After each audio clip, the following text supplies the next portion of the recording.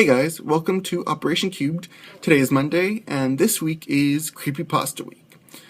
Basically, what we're going to be doing is we're going to be reading to you our favorite or the most scary creepypastas that we've read. I had a little trouble trying to figure out which one I wanted to read because there were two that I thought were the creepiest. Not really the scariest, but the ones that played with your mind a lot and scared you psychologically. So there was the one that I'm going to be reading to you, and also the Russian sleep experiment that I wanted to read. Because I'm not going to be reading that one to you, I'll put the link to that in the description below, and I'll also put the one that I'll be reading to you in the description as well. Just in case you want to read along while I'm reading it, or go back and read it yourself without my commentary, or without me reading it to you. So the one that I chose was Squidward Suicide, also known as the Red Mist. Yeah, this was one of the first ones, the first creepypastas that I've ever read, and it was the creepiest thing that I had ever read. So without further ado, the lights are off, the story's in front of me, and I'll be reading to you Squidward Suicide. By the way, this was written in first person by the intern who experienced this. So yeah, don't be caught off guard by that. Okay. I just want to start off by saying, if you want an answer at the end, prepare to be disappointed. There just isn't one. I was an intern at Nickelodeon Studios for a year in 2005 for my degree in animation. It wasn't paid, of course. Most internships aren't. But it did have some perks beyond education. To adults, it might not seem like a big one, but most kids at the time would go crazy over it. Now, since I work directly with the editors and animators, I got to view the new episodes days before they aired. I'll get right to it without giving too many unnecessary details. They had very recently made the SpongeBob movie, and the entire staff was somewhat sapped of creativity, so it took longer for them to start up the season. But the delay lasted longer for more upsetting reasons. There was a problem with the Series 4 premiere that set everyone and everything back for several months. Me and two other interns were in the editing room along with the lead animators and sound editors for the final cut. We received the copy that was supposed to be Fear of a Krabby Patty, and gathered around the screen to watch. Now, given that it isn't final yet, animators often put up a mock title card, sort of an inside joke for us, with phony, oftentimes lewd titles, such as How Sex Doesn't Work, instead of Rockabye Bye Valve, when SpongeBob and Patrick adopt a sea salad. Nothing particularly funny, but work-related chuckles. So when we saw the title card, Squidward Suicide, we didn't think it more than a morbid joke. One of the interns did a small throat laugh at it. The happy-go-lucky music plays, as is normal, and the story began with Squidward practicing his clarinet, hitting a few sour notes like normal. We hear SpongeBob laughing outside, and Squidward stops, yelling at him to keep it down, as he has a concert that night and needs to practice. SpongeBob says, okay, and goes to see Sandy with Patrick.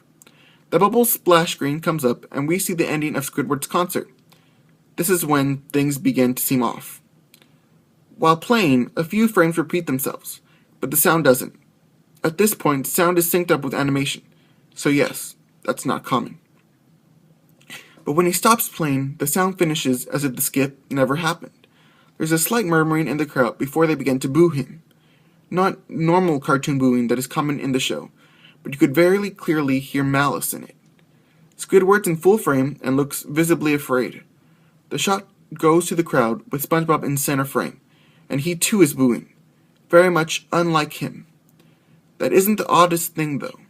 What is odd is everyone has hyper-realistic eyes, very detailed, clearly not shots of real people's eyes, but something a bit more real than CGI.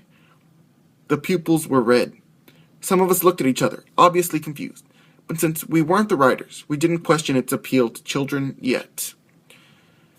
The shot goes to Squidward sitting on the edge of his bed, looking very forlorn. The view out his porthole window is of a night sky, so it isn't very long after the concert. The unsettling part is, at this point, there is no sound. Literally no sound. Not even the feedback from the speakers in the room. It's as if the speakers were turned off, though their status showed them working perfectly.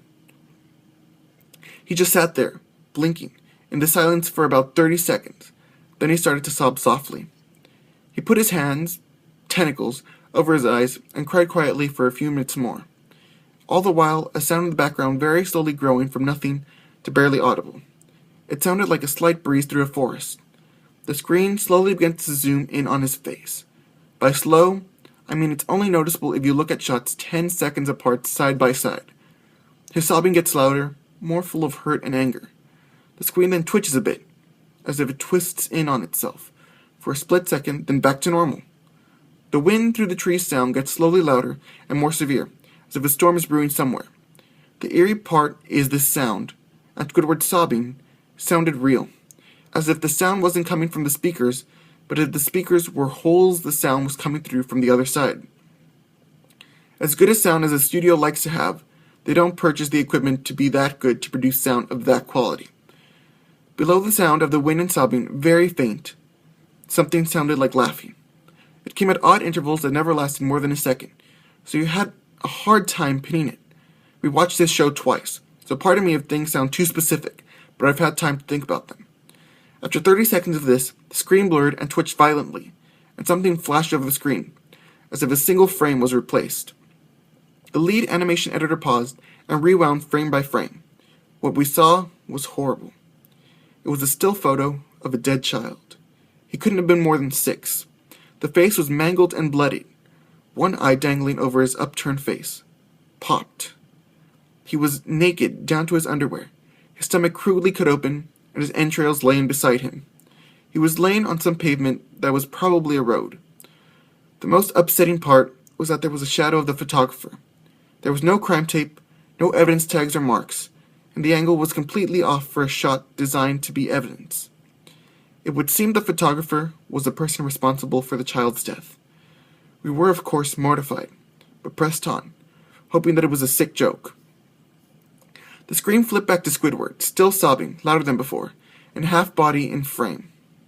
There was now what appeared to be blood running down the face from his eyes. The blood was also done in hyper-realistic style, looking as if you touched it, you'd get blood on your fingers. The wind sounded now as if it were that of a gale blowing through the forest. There were even snapping sounds of branches, the laughing, a deep baritone, lasting at longer intervals and coming more frequently. After about 20 seconds, the screen again twisted and showed a single frame photo. The editor was reluctant to go back. We all were, but he knew he had to. This time, the photo was that of what appeared to be a little girl, no older than the first child. She was lying on her stomach, her barrettes in a pool of blood next to her. Her left eye was too popped out, naked except for her underpants. Her entrails were piled on top of her, above another crude cut along her back. Again, the body was on the street, and the photographer's shadow was visible, very similar in size and shape to the first. I had to choke back vomit, and one intern, the only female in the room, ran out. The show resumed. About 5 seconds after the second photo played, Squidward went silent, as did all sound, like it was when the scene started. He put his tentacles down, and his eyes were now done in hyper-realism like the others were in the beginning of this episode. They were bleeding, bloodshot, and pulsating. He just stared at the screen, as if watching the viewer. After about 10 seconds, he started sobbing, this time not covering his eyes. The sound was piercing and loud, and most fear-inducing of all, is his sobbing was mixed with screams.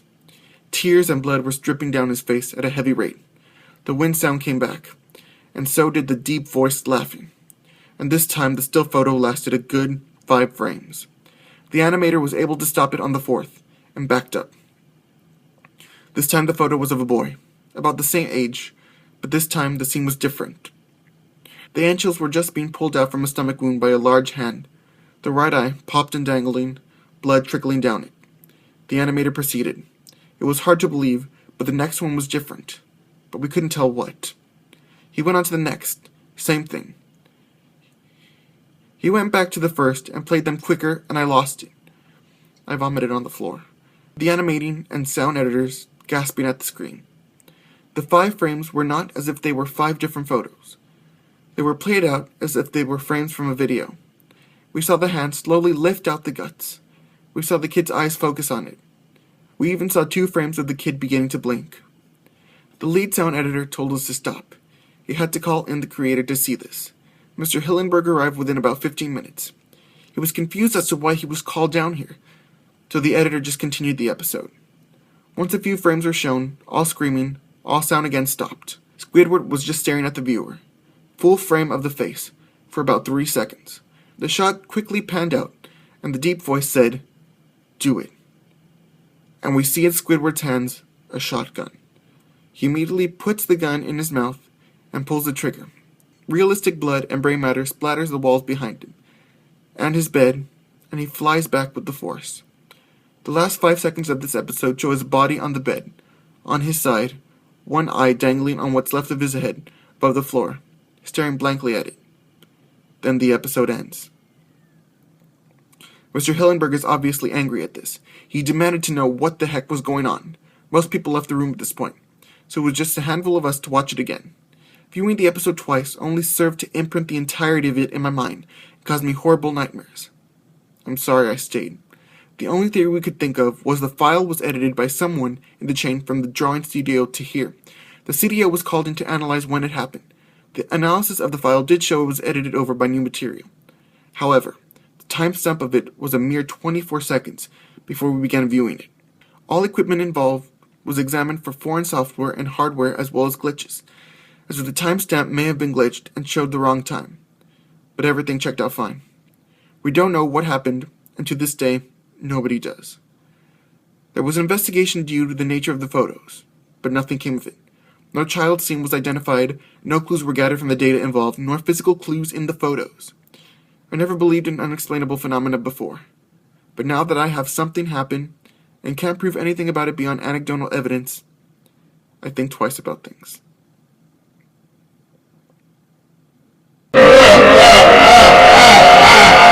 And there you go. That was Squidward Suicide, aka The Red Mist. Yeah, that's it for me today. You'll be seeing Ali on Wednesday with her creepypasta and Kimberly on Friday with Suicide Mouse, I think. So yeah, until next time, I'll see you later. Bye.